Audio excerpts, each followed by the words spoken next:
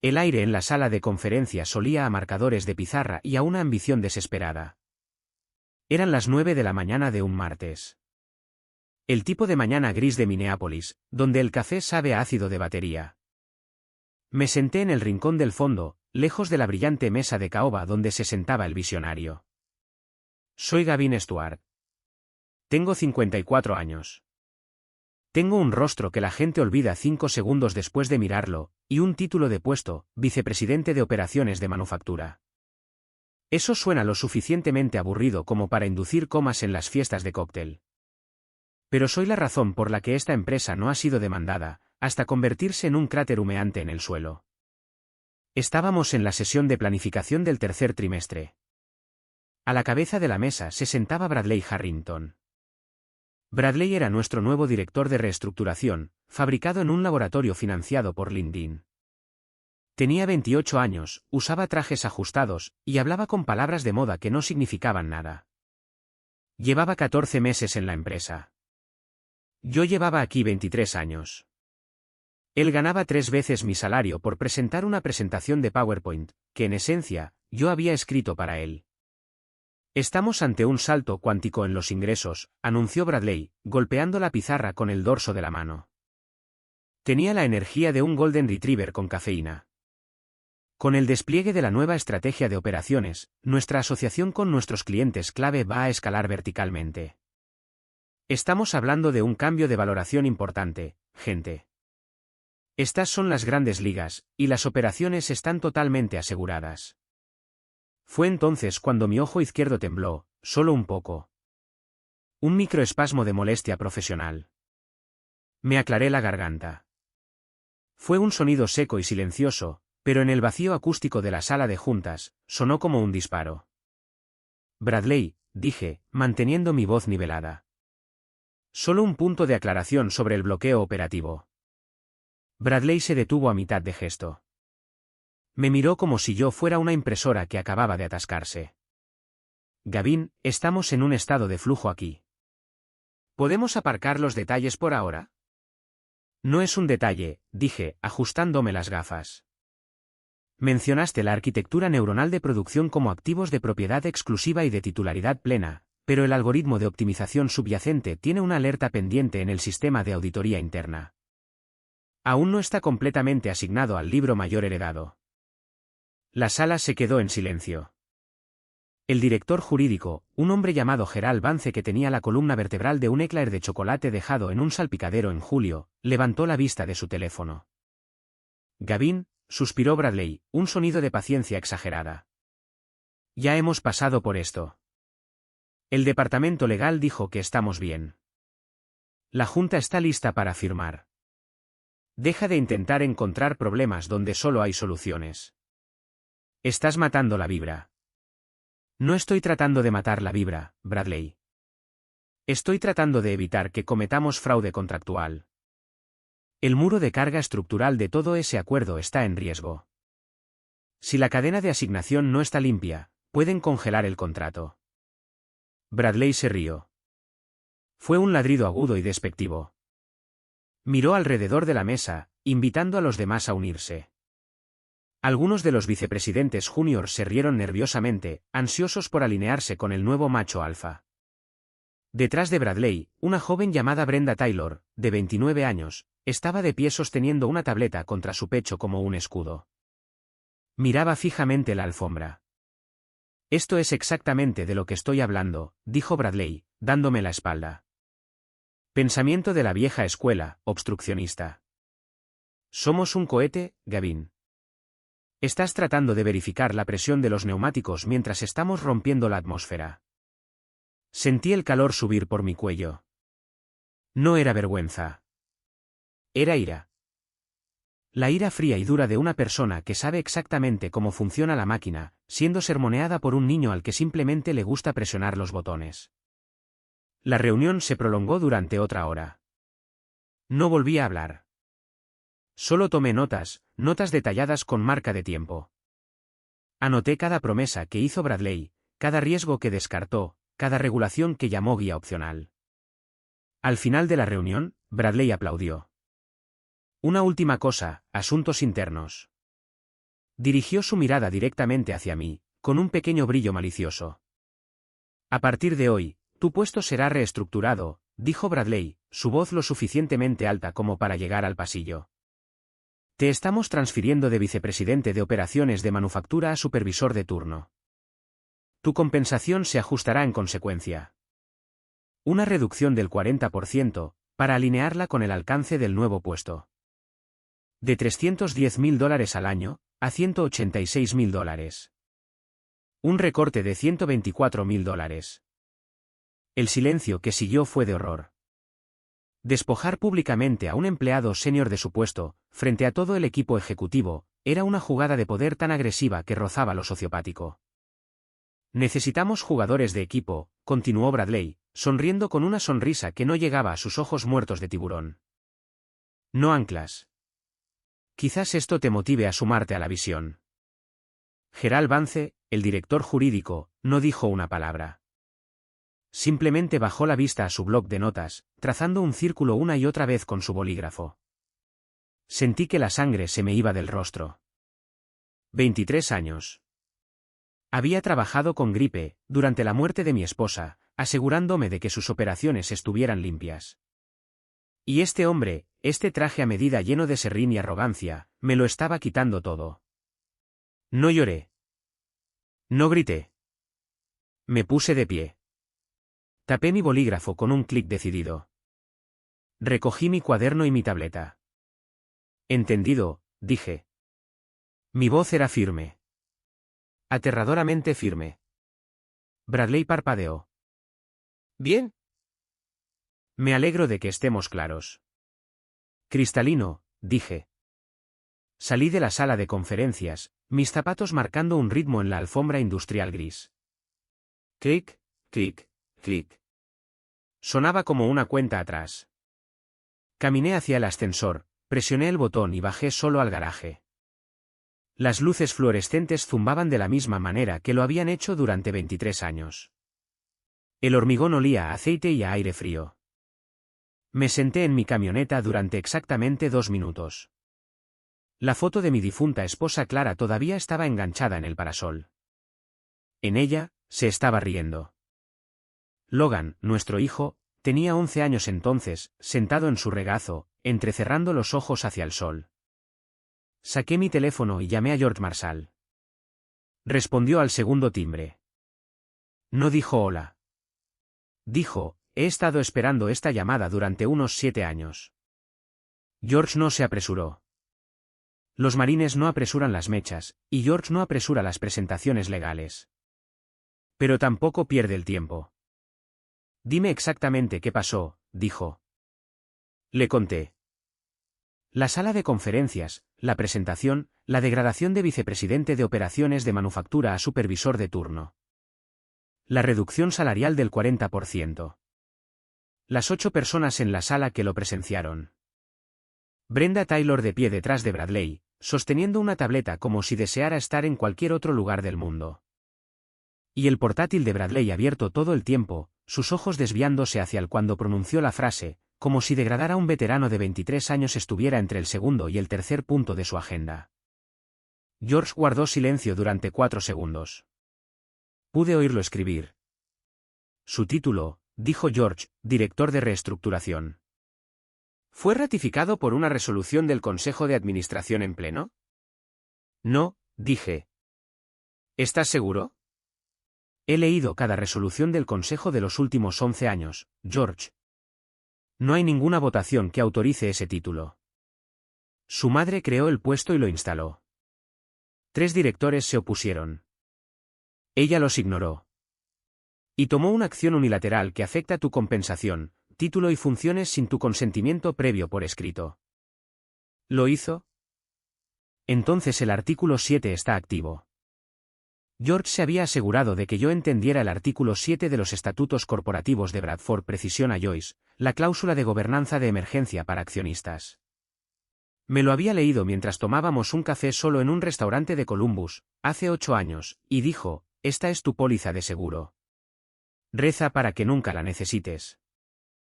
el lenguaje es específico, en caso de que cualquier directivo de la corporación tome una acción unilateral que afecte la compensación, el título o las funciones de cualquier empleado que posea una participación mayoritaria en las acciones emitidas de la corporación, sin el consentimiento previo por escrito de dicho accionista. Ese accionista podrá invocar el artículo 7 para convocar una sesión de emergencia del Consejo dentro de las 36 horas, con el propósito de revisar dicha acción y su autorización. Déjenme explicar cómo un hombre termina poseyendo el 61% de una empresa de 1.800 millones de dólares sin que nadie en el consejo se dé cuenta.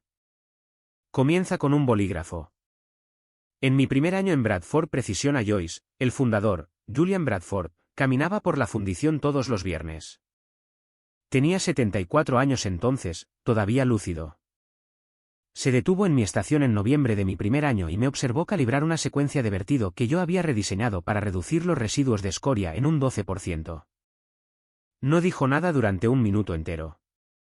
Luego metió la mano en el bolsillo de su chaqueta y me entregó un bolígrafo. Plateado, grabado. Decía, BPA año 1.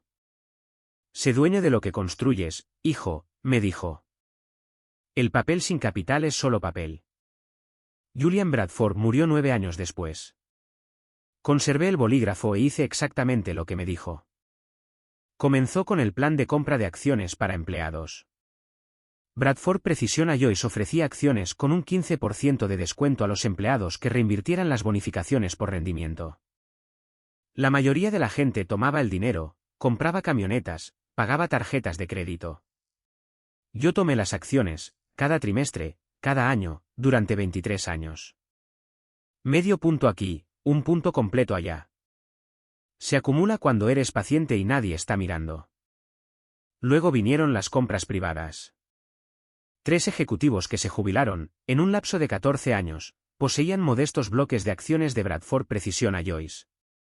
El primero fue Roy Whitfield, un vicepresidente de adquisiciones que se jubiló hace 18 años. Quería liquidez para una casa en el lago. Compré su bloque a un precio negociado. El segundo fue Otis Miller, director de control de calidad, hace 14 años. El tercero fue Harvey Ellis, el director financiero saliente, hace 9 años. Harvey quería una ruptura limpia. Yo se la di. Cada transacción fue documentada. Cada transferencia fue registrada. Cada divulgación fue presentada a la Comisión de Bolsa y Valores, SEC, a tiempo, bajo el nombre del fideicomiso Stuart Holdings Trust. El fideicomiso fue idea de George. George y yo servimos juntos, misma unidad, ambos sargentos de personal, ambos ingenieros de combate. Hizo la transición a la abogacía después de su baja, y terminó especializándose en valores corporativos y derechos de los accionistas en una firma de tamaño mediano en Columbus.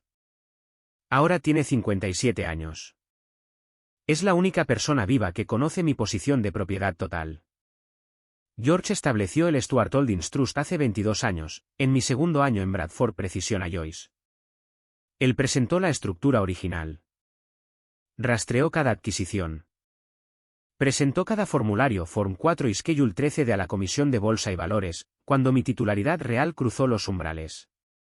Todo de acceso público, todo disponible en la base de datos Edgar, todo legal, todo invisible para cualquiera que no se molestara en mirar.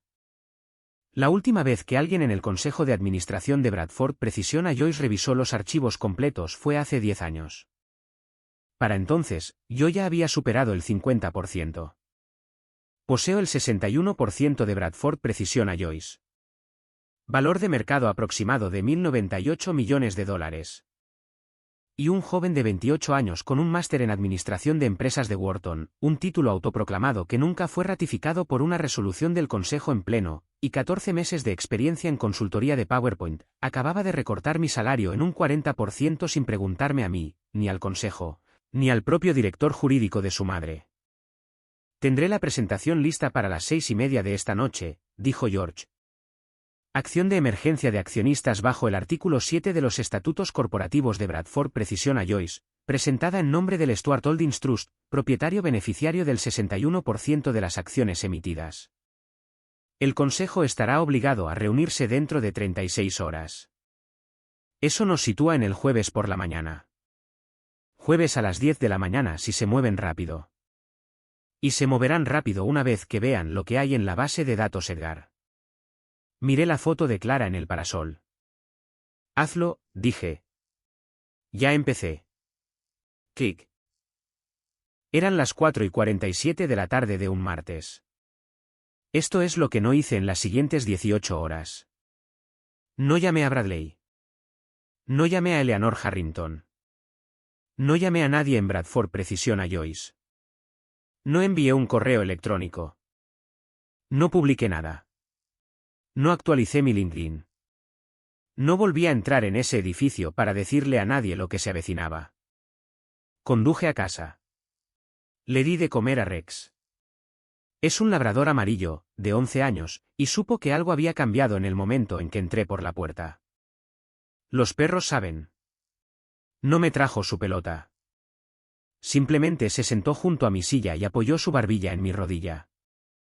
Me serví 3 dedos de bourbon. No el de diario. El bueno. Blanton's, de la botella que Clara me regaló la Navidad antes de enfermar. Lo había estado guardando para algo. Me senté en la terraza trasera y observé cómo el cielo se oscurecía sobre el distrito de la fundición. Se podían ver las chimeneas de Bradford Precision a Joyce desde mi casa.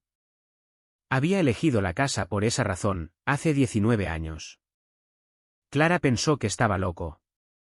¿Quieres mirar el trabajo desde tu porche?, dijo. Le dije que quería ver lo que estaba construyendo. Ella se rió y firmó los papeles de la hipoteca. Podía ver las luces en la suite ejecutiva desde donde estaba sentado. Tercer piso, oficina de la esquina, la que solía ser mía antes de que Bradley se mudara a ella hace 7 meses. Las luces seguían encendidas. Bien. Que lo disfrute. A las 6:30 de la tarde, George me envió un mensaje de texto con 2 palabras. Presentado. El reloj está en marcha. Terminé el bourbon, entré, lavé el vaso y lo puse en el escurridor, junto al único plato y el único tenedor de la cena. Luego me fui a la cama. Dormí 7 horas seguidas. La primera vez en meses. Mientras dormía, esto es lo que sucedió. La presentación de George llegó a la bandeja de entrada de la secretaria del consejo a las 6:32 de esa tarde. La secretaria del consejo, Beatrice Cooper, de 58 años, la abrió a las 7:15 mientras comía en su escritorio. Leyó el primer párrafo 2 veces. Luego cogió su teléfono y llamó a Gerald Vance, el director jurídico. Gerald no respondió. Estaba cenando con su esposa. Beatrice dejó un mensaje de voz. Gerald, hemos recibido una presentación del artículo 7, acción de emergencia de accionistas. ¿Necesitas llamarme esta noche? Gerald lo escuchó a las 9:40 y le devolvió la llamada a Beatrice. ¿Quién la presentó?, preguntó. Una entidad llamada Stuart Holdings Trust, respondió ella. Stuart como en Gavin Stuart. La presentación reclama la propiedad beneficiaria del 61% de las acciones emitidas. Gerald Vance tenía 63 años y había sido director jurídico durante 9 años. Era competente, cuidadoso, y profundamente incómodo con lo que Bradley me había hecho. Bradley había entrado en esa sala de conferencias con una presentación y un título autoproclamado, y había reestructurado la compensación de un directivo de 23 años de la corporación, sin revisión legal, sin autorización del consejo, y sin verificar quién era el dueño de la empresa que pretendía dirigir.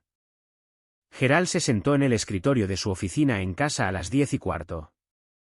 Abrió la base de datos Edgar de la Comisión de Bolsa y Valores. Escribió Bradford Precision a Joyce en el campo de búsqueda. Los archivos se cargaron. Comenzó con la enmienda más reciente del Schedule 13D, presentada hace 8 meses. Propietario beneficiario, Stuart Holdings Trust.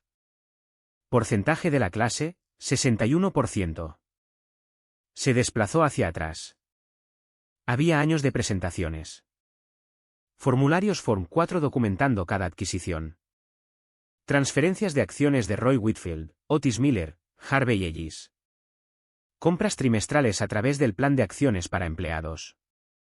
Cada una documentada, con marca de tiempo, presentada a tiempo. Imprimió todo, 47 páginas. Sé esto porque Gerald me lo contó más tarde. Dijo que su mano comenzó a temblar en la página 9. Para la página 22, se había aflojado la corbata. Para la página 38, se había servido un vaso de bourbon. Para la página 47, estaba sentado muy quieto en su silla, mirando a la pared. La presentación era inmaculada. George Marshall no comete errores. George Marshall construye rastros de papel de la misma manera que nosotros solíamos construir fortificaciones. Cada ángulo cubierto, cada enfoque anticipado, cada documento con referencias cruzadas y con capacidad de carga. Gerald cogió su teléfono. Eran las 11:12 de la noche de un martes. No llamó a Bradley. Llamó a Eleanor Harrington. Ella respondió al cuarto timbre. Eleanor, te necesito en la sede a primera hora mañana por la mañana. Tu hijo firmó algo que no debería haber firmado, dijo Gerald. ¿De qué estás hablando?, preguntó ella. Gavin Stuart posee el 61% de esta empresa. Lo ha hecho durante años. Está en los archivos de la Comisión de Bolsa y Valores. Y tu hijo acaba de degradarlo, sin autorización del Consejo, sin revisión legal, y sin el consentimiento previo por escrito del accionista mayoritario. Silencio. 5 segundos completos. Eso no es posible, dijo ella. Estoy mirando 47 páginas de evidencia que dicen que sí lo es, respondió Gerald. Eleanor, ese hombre es un gerente de operaciones, dijo ella. Ha sido accionista durante 23 años, dijo Gerald. Eleanor, él posee más de esta empresa que todos los miembros del consejo juntos, incluyéndote a ti. Otro silencio, más largo esta vez. Se ha invocado el artículo 7, continuó Gerald. Estamos legalmente obligados a convocar al consejo dentro de 36 horas. Eso nos sitúa en el jueves a las 10 de la mañana. Necesito que todos los directores sean notificados para las 8 de mañana. Eleanor, también necesito informarte que el título de tu hijo, director de reestructuración, nunca fue ratificado por una resolución del Consejo en pleno, lo que significa que su autoridad para reestructurar la compensación de cualquiera es legalmente cuestionable de por sí, independientemente del problema de la propiedad. Eleanor no habló durante casi 10 segundos. Cuando lo hizo, su voz era diferente, más baja. ¿Bradley lo sabe?, preguntó. No, dijo Gerald. No se lo digas. Yo me encargaré. Pero no se encargó. No esa noche. Porque mientras Eleanor Harrington se sentaba en su dormitorio, procesando el hecho de que había ayudado a su hijo a patear un avispero del tamaño de un fondo fiduciario de $1.098 millones, Bradley estaba en Instagram. Su historia, publicada a las 11:47 de esa noche, mostraba una copa de champán en su escritorio, el escritorio que solía ser mío. La leyenda decía, día 1 de la nueva era. Primer movimiento hecho. No tenía idea de que el consejo ya había sido convocado. Me desperté el miércoles por la mañana a las 5:30, preparé café solo, le di de comer a Rex, me paré en la terraza trasera en la oscuridad temprana y observé las chimeneas de Bradford Precision a Joyce contra el cielo gris. Mi teléfono estaba en la mesa de la cocina. No lo había mirado desde el mensaje de George. Cuando finalmente lo cogí a las 6:50 de la mañana, tenía 14 llamadas perdidas. 3 de números que no reconocí, 2 de la línea de la oficina de Gerald Vance, 4 del móvil de Gerald, una directamente de Eleanor Harrington, y 4 de Bradley Reed Harrington. No devolví ni una sola. En cambio, me serví una segunda taza de café, me senté en la silla de la cocina y abrí un mensaje de Martha Higgins. Había llegado a las 6:18. Gavin, algo está pasando, decía el texto. Gerald Vance llegó a las 6. Eleanor Harrington entró justo detrás de él. Bradley aún no está aquí. Nadie nos dice nada, pero el piso ejecutivo está cerrado. La sala de conferencias Alfa se está preparando para una sesión completa del consejo. Respondí con 2 palabras. Gracias, Marta. A las 6:40 de esa mañana, Gerald Vance había guiado a Eleanor Harrington a través de cada presentación, cada adquisición de acciones, cada formulario Form 4 y cada enmienda del Schedule 13D. Cuando llegó a la estructura del fideicomiso, Eleanor se sentó. George Marshall, dijo ella. Su abogado, exmarine, misma unidad que Gavin. Ha estado gestionando este fideicomiso durante 22 años. Esa prueba de balas, Eleanor. Cada divulgación presentada a tiempo, cada umbral debidamente informado. Esto no es un tecnicismo. Este es el mayor accionista de la empresa haciendo valer derechos que no sabíamos que tenía, porque nadie en este consejo ha revisado los archivos de propiedad desde 2014. Las manos de Eleanor estaban planas sobre la mesa, perfectamente quietas. Mi hijo degradó a un hombre que posee el 61% de esta empresa, dijo ella. Sí, respondió Gerald. Sin preguntarme, sin preguntarte, sin preguntar a nadie. Sí. Usando un título que yo creé para él y que nunca fue ratificado formalmente. Sí. Ella cerró los ojos, los mantuvo cerrados durante 3 segundos. Convoca al consejo, dijo. Jueves a las 10. Gerald asintió. Hay una cosa más, dijo. Bradley publicó en Instagram anoche. Champán en el antiguo escritorio de Gavin, con la leyenda, primer movimiento hecho. Eleanor abrió los ojos. Saca eso de internet, dijo ella. Ya se han hecho capturas de pantalla, respondió Gerald. Está en el apéndice de la presentación. Eleanor Harrington, de 61 años, presidenta del consejo durante 11 años, miró a Gerald Vance y no dijo nada. Luego se levantó, caminó hacia la ventana de su oficina y miró hacia el garaje donde el coche de Bradley estaba ahora entrando en su lugar reservado. Él aún no lo sabe, dijo ella. No, respondió Gerald. No se lo digas hasta el jueves. Deja que entre en esa sala de juntas pensando que todavía está al mando. Gerald hizo una pausa. Eleanor, ¿estás segura? Mi hijo necesita aprender cómo es una sala cuando todo ya está decidido, dijo ella. Mientras tanto, yo me senté en mi cocina y observé a Rex dormir en el suelo junto a la puerta trasera. Mi teléfono vibró de nuevo. El nombre de Bradley. La quinta llamada. Lo cogí, miré la pantalla durante 2 segundos y lo volví a dejar sobre la mesa, boca abajo. El teléfono siguió vibrando durante el miércoles. 6 llamadas más de Bradley. 2 más de la oficina de Eleanor. Una de un número que luego rastreé hasta la línea de escritorio de Beatrice Cooper. No respondí a ninguna. Pasé el miércoles haciendo exactamente 3 cosas. Conduje a la ferretería y compré una nueva bisagra para la puerta trasera que se había estado atascando desde octubre. La reemplacé. Tardé 40 minutos. Luego conduje al restaurante de la Ruta 9, el que tiene los bancos de vinilo y la camarera que ha estado allí más tiempo del que yo he estado en Bradford Precision a Joyce. Pedí un café solo y un sándwich club de pavó, y me senté en el banco junto a la ventana y almorcé como un hombre sin ningún lugar a donde ir. Rex viajó en el asiento del pasajero en ambos viajes. Le gustan las ferreterías. A las 3:15 de la tarde, George llamó. Respondí al primer timbre. Consejo confirmado para mañana a las 10, dijo. Los 9 directores notificados y asistirán. Bien, dije. La oficina de Gerald Vance envió la notificación formal a cada director a las 11 de esta mañana, continuó George. Adjuntó la presentación del artículo 7 y la documentación completa de la propiedad. Cada página. Así que, todos lo han visto, dije. Todos lo han visto. Hablé directamente con Gerald hace una hora. No es hostil, Gavin. Está avergonzado. Me dijo que ha sido director jurídico durante 9 años y nunca revisó los archivos de propiedad. Dijo que asumió que el conocimiento institucional estaba actualizado.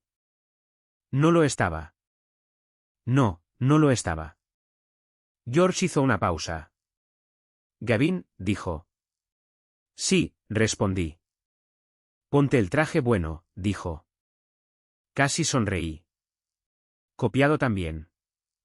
El jueves por la mañana, 17 de octubre, a las 9:22, me puse el traje de color carbón que Clara eligió para mí hace 11 años. Dijo que me hacía parecer dueño de algo. Me ajusté la corbata en el espejo del baño, azul marino, nudo simple.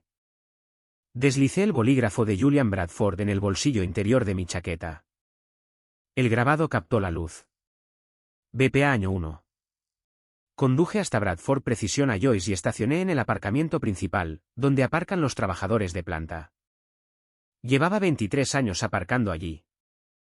El edificio se veía igual que siempre, piedra caliza y vidrio, las chimeneas funcionando detrás.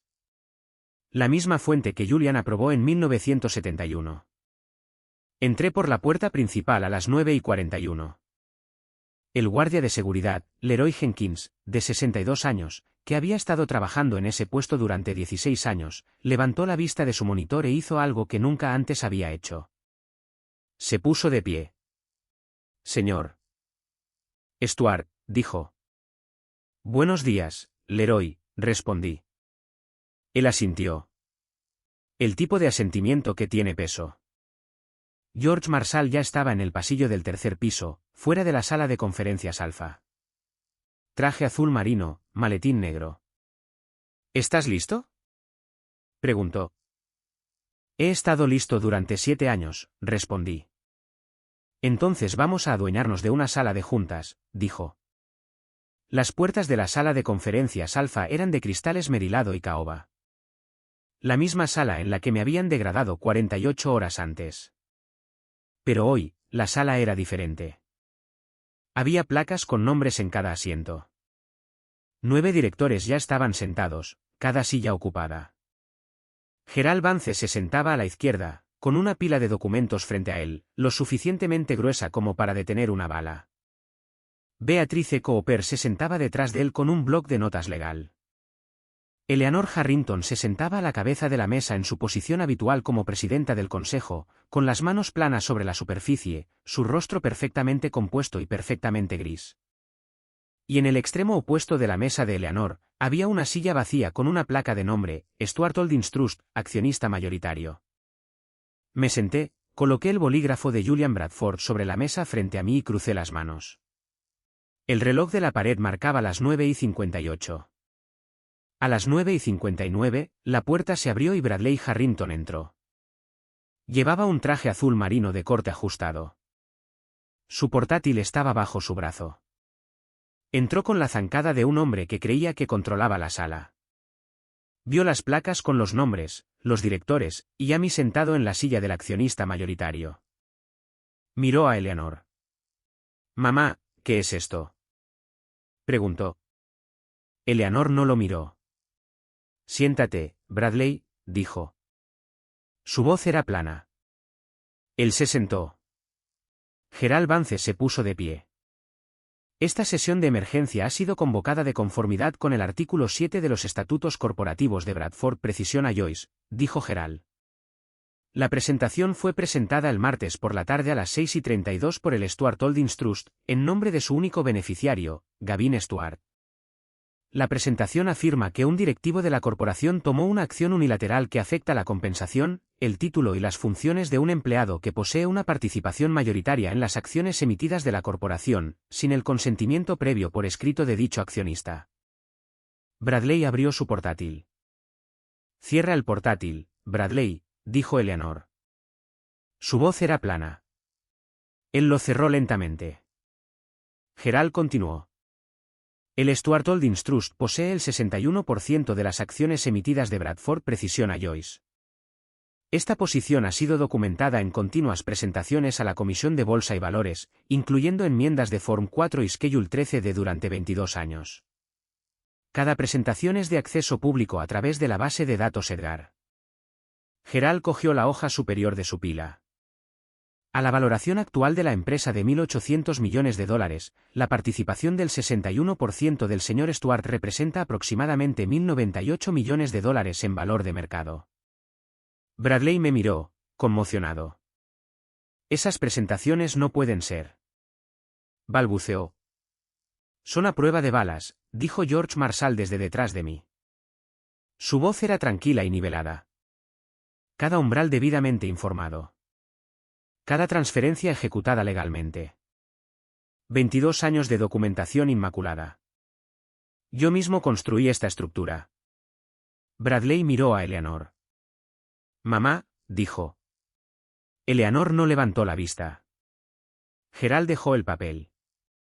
Adicionalmente, el título de director de reestructuración bajo el cual el señor Harrington tomó la acción en cuestión nunca fue ratificado por una resolución del Consejo en pleno.